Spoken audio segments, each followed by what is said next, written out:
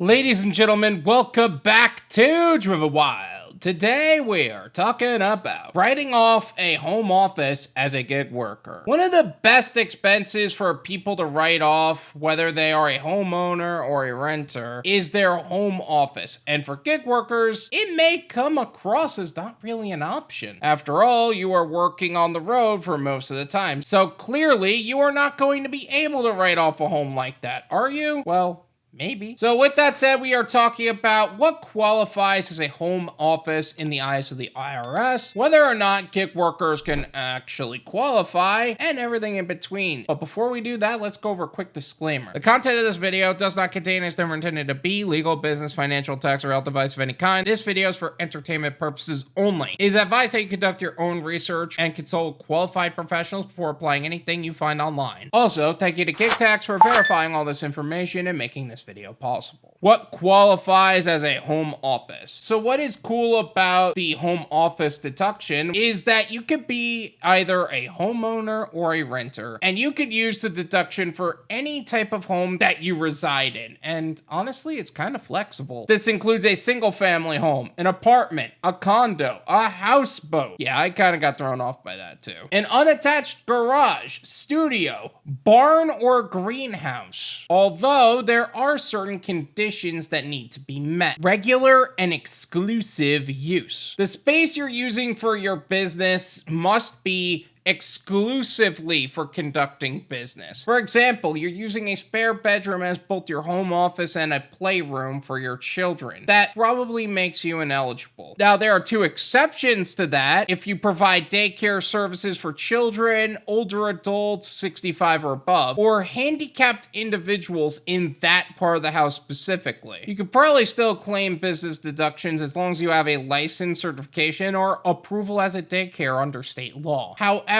let's assume that most of you don't have that. I would just tell the kids to play in the living room or something. Besides, they're probably going to break your focus on the work you're doing anyway. The other exception is that you use the office for storage of inventory or product samples of the things you sell in your business. But for us, it's not that simple because unless you have been listening to me and developing an exit strategy so you're never too dependent on these gig apps and companies anyway, for the long term, you probably don't have products to sell. Now, let's say you do start developing that exit strategy and you happen to have products that you're using that home office as a storage place for, that's fair game. Principal place of business. Although your home office doesn't have to be the only place you meet your clients or customers, it must be your principal place of business. That means you use the space exclusively and regularly for administrative or management activities, such as billing customers, setting up appointments, keeping books and records, etc. So for those of you who are like me, who like to do all their administrative work at home, congrats, you were smart, you can write off your home office. Bonus points if you have a project of some sort that you're working on from home, such as a YouTube channel or building some online business, doing gig work that you have to be at home exclusively for. What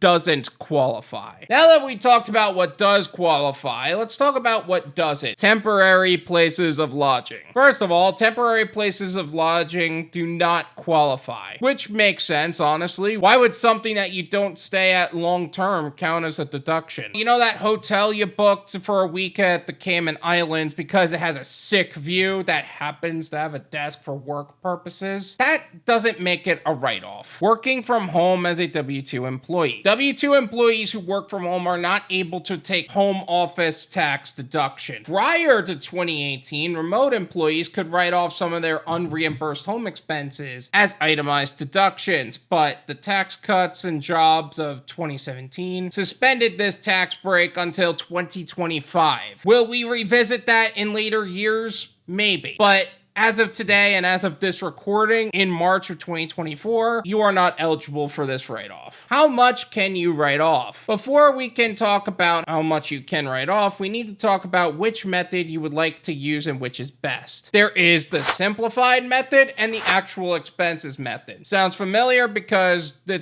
IRS is a one-trick pony, no matter how good that trick is. With the simplified option, you aren't deducting actual expenses. Instead, the square footage of the space multiplied by the prescribed rate. The rate is $5 per square foot up to 300 square feet. If your home office is 300 square feet or less and you opt to take the simplified deduction, the IRS gives you the deduction of $5 per square foot of your home that is used for business, up to a maximum of $1,500 for a 300 square foot space. The simplified method can work really well for single room offices and small operations, which is the large majority of gig workers. However, the actual expenses method might work better if the business makes up a large part of the new home. Although this may only be the case if your business or exit strategy is starting to require more space and time for your home, rather than just the administrative side of gig work. Actual expense method. The actual expense method is exactly what it sounds like. Whether you take the actual expense method of your home office against your overall residential expenses and find out how much you can write off that way. This is the regular but much more difficult approach. You could deduct your mortgage interest, real estate taxes, maintenance and repairs, insurance, utilities, and other expenses. Here's a quick example. Let's say you paid $3,000 in mortgage interest, $1,000 in insurance, and $3,000 all in indirect expenses, plus $500 on a home office paint job, which is a direct expense. Your home office is going to take up 300 square feet in a 2,000 square foot home. So you may be eligible to deduct indirect expenses of 15% of your home. That would amount to about $1,125. It seems like the simplified method is the answer anyway. I would save more money and save more time. In this case, yes, but every scenario is going to be different and everyone's circumstances are going to be different as well. So it might be more for others depending on their circumstances. You could use Form 8829 to figure out the expenses that you can deduct. But you should also consider the amount of time it will take for you to gather receipts and records. Saving an extra $50 on taxes is great if you're using the actual expense method over the simplified method, but if it takes you hours to get that done as opposed to using the simplified method, you might as well use that time to make more money than that $50 you're trying to save, as opposed to trying to gather all the documentation you would need to deduct it in the first place. Of course, using an expense tracker like QuickBooks Self-Employed can make it easier, but that doesn't mean it's most efficient. Of course, if you're already tracking your expenses using something like QuickBooks Self-Employed, that would be easier, but that's beside the point. Other home office deduction rules and considerations. Receipts. If you plan on deducting actual expenses, keep detailed records of all of your business expenses you think you'll deduct, such as receipts for equipment purchases, electric bills, utility bills, and repairs. If you're ever audited by the IRS, you need to be able to back up your claims. This is where QuickBooks Self-Employed would be really efficient in. You take a picture of the receipt, you swipe on the app, it's that simple. Home sales. If you're a homeowner and you take the home office deduction using the actual expense method, it would cancel out your ability to avoid capital gains tax on home sales. People who sell their primary residence after having lived in it for at least 2 to 5 years before the sale generally don't have to pay up to $250,000 in profit on the sale, or $500,000 if married jointly, if married filing jointly, according to the IRS publication 523. So if you're a homeowner, you got to consider that as well. Depreciation. If you use the actual expense method, you're required to depreciate the value of your home. Depreciation refers to an income tax deduction that lets taxpayers recover the costs of property due to wear and tear, deterioration, or obsolescence of the property. The depreciation you're required to take in your home office deductions is subject to capital gains tax when you sell your home. For example, if you own your home, use 20% of it as your home office and deduct depreciation. 20% of your profit on the home sale may be subject to capital gains tax. However, if you use the simplified method, depreciation isn't a factor and you may not be subject to the tax otherwise. Working with a tax professional. This might all seem confusing, and if this is done improperly, it can lead to IRS audits. Trust me, that's just going to be a pain for you more than anything else. Not to mention how much of a case-by-case scenario this is based on, which is why it is vital to discuss with a tax professional on your personal situation and what is best for you. However, especially if you're a gig worker,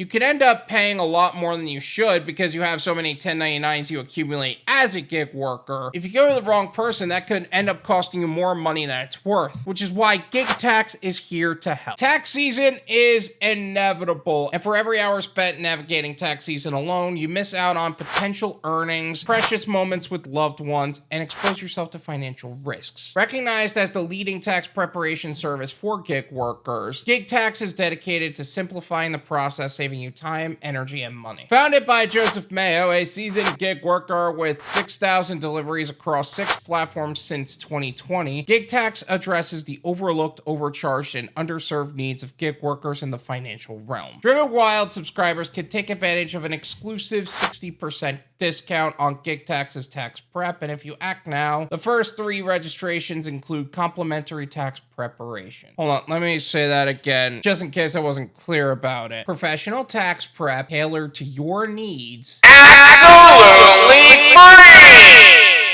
Secure your spot today with GigTax using the link in the description to register and enter Wyld to maximize your savings and get back to what you do best, making the most amount of money in the least amount of time in the safest possible way. Thank you so much for watching. I really appreciate it. As always, make sure to hit the like button, subscribe if you're new, and I'll see you guys next time. Peace.